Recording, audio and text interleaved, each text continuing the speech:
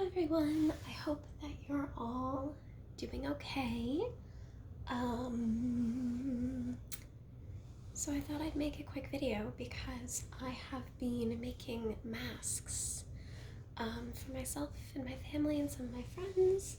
And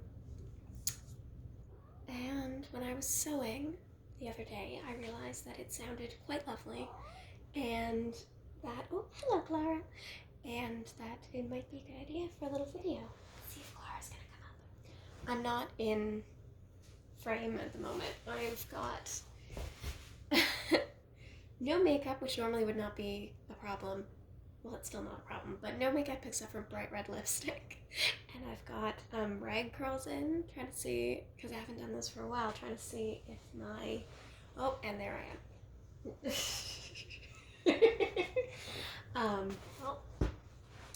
Trying to see if they will set. So instead of that large distraction, I'm gonna keep things focused instead on the sewing and the fabric and everything that I'm doing over here, just because it's sort of a lot. They're not very well done rag curls, but who knows, maybe they'll come out well. So as you all know, handmade masks are nowhere near as effective as any there's some sort of machine ringing outside, so I'm hoping you're not hearing thumping, as any of the medical grade masks. But because these are not made for any really high risk situations, I think that that'll be fine. These are one of the ones where it's better than nothing type approach. Just moving some of the little scraps, and there's a kitty looking to jump up beside me.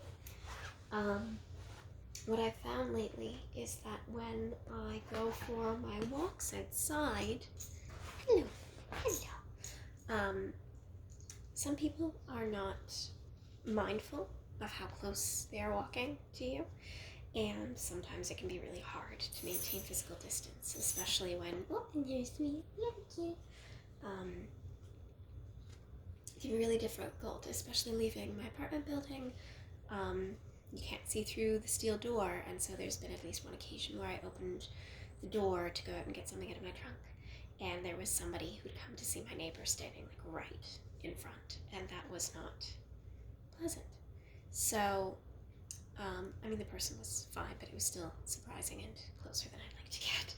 So because this might not be the most relaxing topic, but, well, sometimes I think it's helpful to talk about and to sort of acknowledge things as they are, and sort of it is what it is, and it can be kind of cathartic to recognize that. So these masks I'm making are for the little going out for my nice little walk, so that then if I turn a corner and somebody's right there, or someone comes up behind me and passes me too closely, I've just got that little bit extra, because, you know, it's outside, short-term exposure, it's just that little bit extra.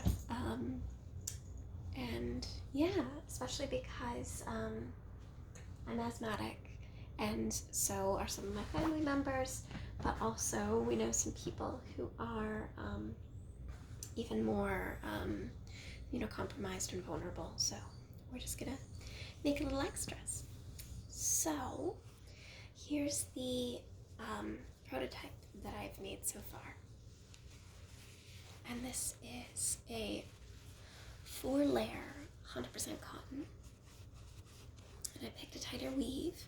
There was some research paper I was looking at that had listed that 2-ply 100% cotton mask filters 70%, which, while it is not 95, it's still better than nothing.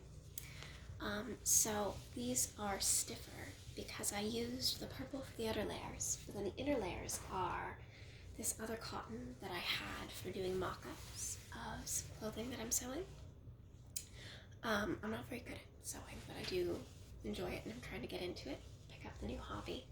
And this is the stuff that was just for it's just the muslin fabric for the mock-ups.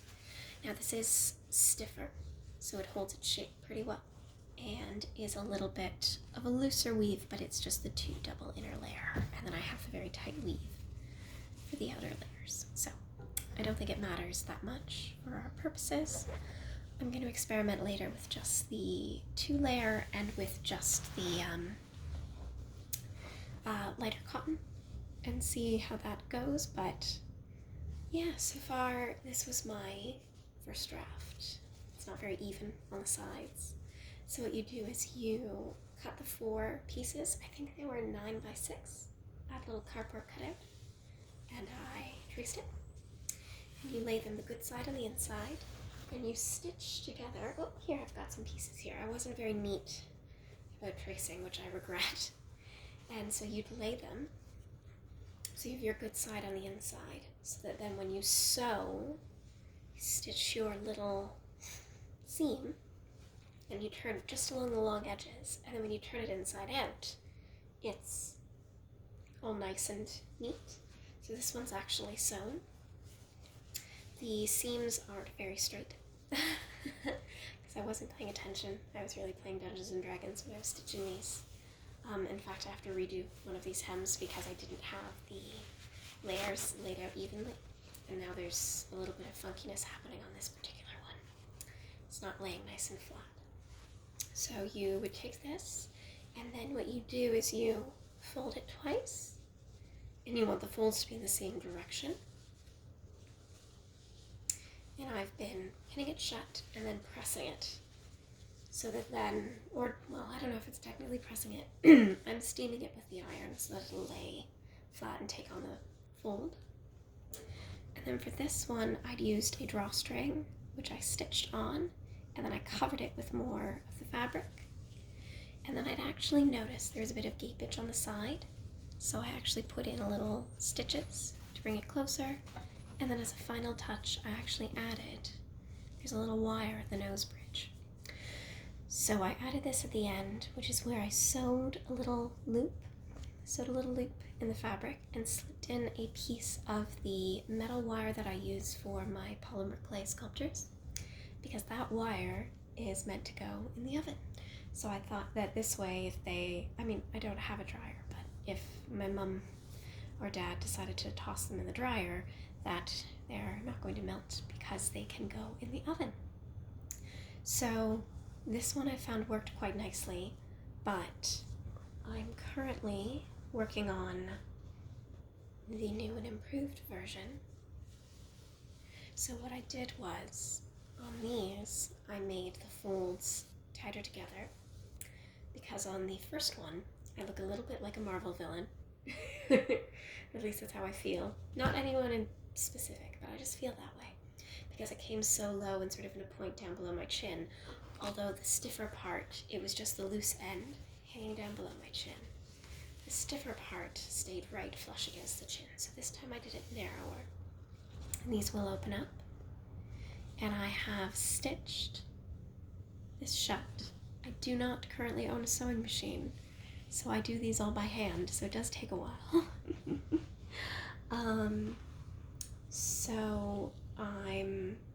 So now I'm using elastic on this other version, and I'm attaching it this way instead of 2 separate pieces, and then we shall see how that goes.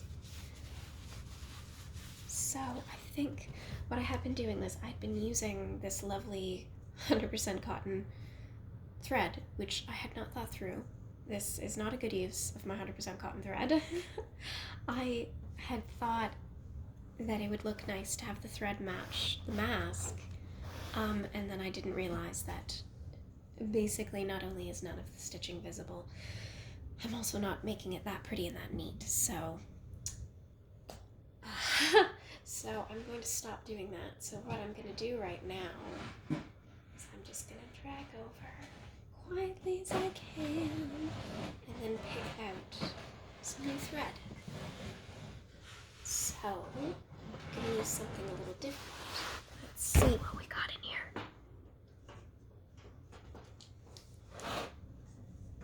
Oh, I forgot I'd sewed the lid on this.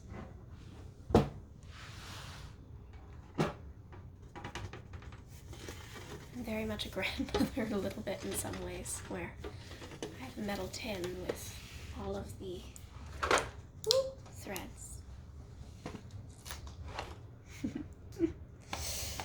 So should not be using any of the cotton threads. I should be saving those for the final versions of some of the other garments that I'm working on.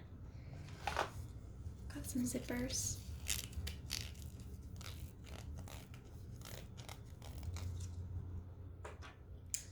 Got all these little pretty buttons.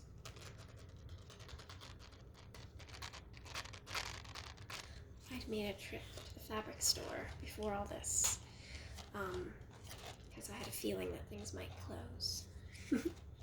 So I stocked up on all the little notions that I might need, and of course there's many things that I forgot. There's a huge sale at the fabric store, so I'm still quite happy with most of my purchases. I love the texture on these.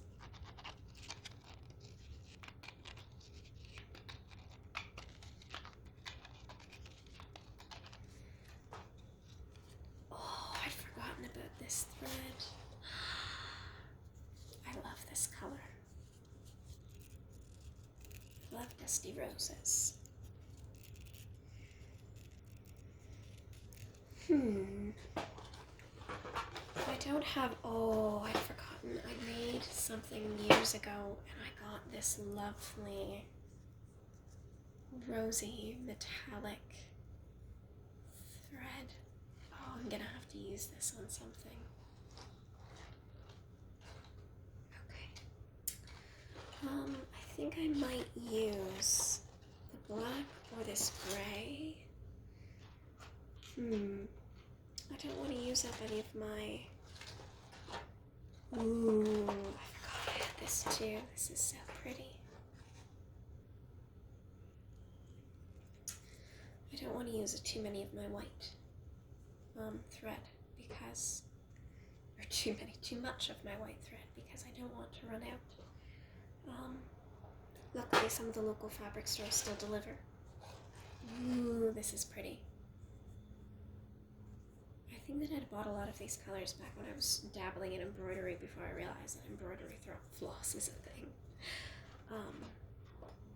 Yeah, I think what I might do is I'm going to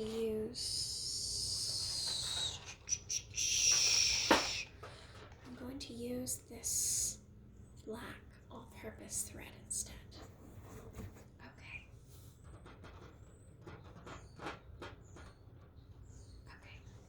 See if I can put this away without it being the loudest noise ever. Okay. So, let's see, where was I? And where did I leave the needle?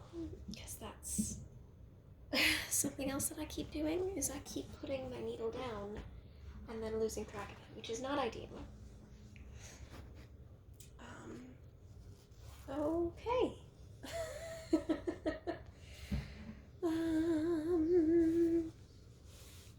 Well, I might have to leave this for the moment and just show you more little bits and pieces because I don't know where I put my sewing needle. And I'm sure it's somewhere right in front of me because it always is. I might in fact have to rewatch this video and find out where I put it because I suspect that I have on video myself putting my needle down somewhere seemingly obvious and then promptly losing it. So, so strange. Well, that's pretty standard for me. I've got my little coffee right here, too. I don't seem to have dropped it. I've somehow miraculously managed to not stab myself with anything so far. Don't ask me how.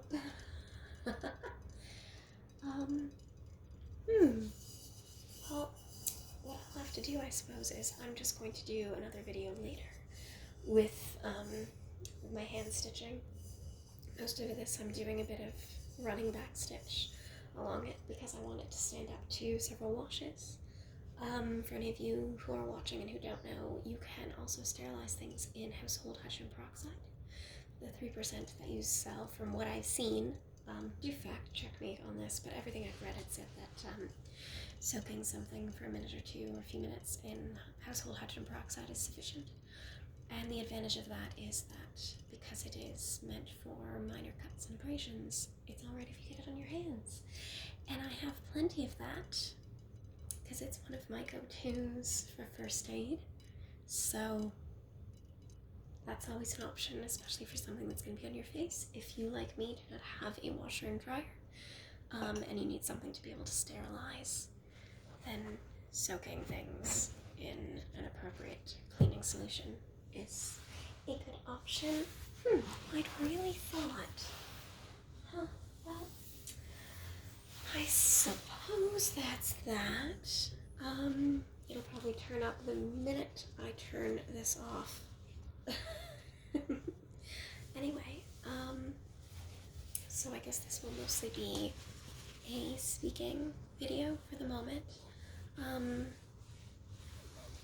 going to try and make a few more of these sporadically. There's going to be no particular schedule because I still work full-time and I have a bunch of other hobbies and only so much room on my phone as well for videotaping. So I'm going to try to rig a little tripod situation. So anyway, I will make something else shortly with all of the lovely hand stitching, and then I'm also trying to make a jacket, and I'm altering the pattern for it. It's based on a 1899 French jacket. It's a reproduction of an original pattern, or no, it's a adaptation of an old pattern, so the pattern itself I'm using is not the original. For some of the other things, for some of the other things that I'm working on, I'm going to use some original patterns. But for this one it isn't, but I'm adapting the shape, which I don't really sew, so it's going to be an adventure. I have the paper mock-up taped together right now on my dress form to sort of give me an idea of how the garment works. So I will make some videos with the construction process because I just personally find some of the hand stitching and sewing, the sound of fabric, to be very soothing. So hopefully you will as well. Take care, everybody. Stay safe.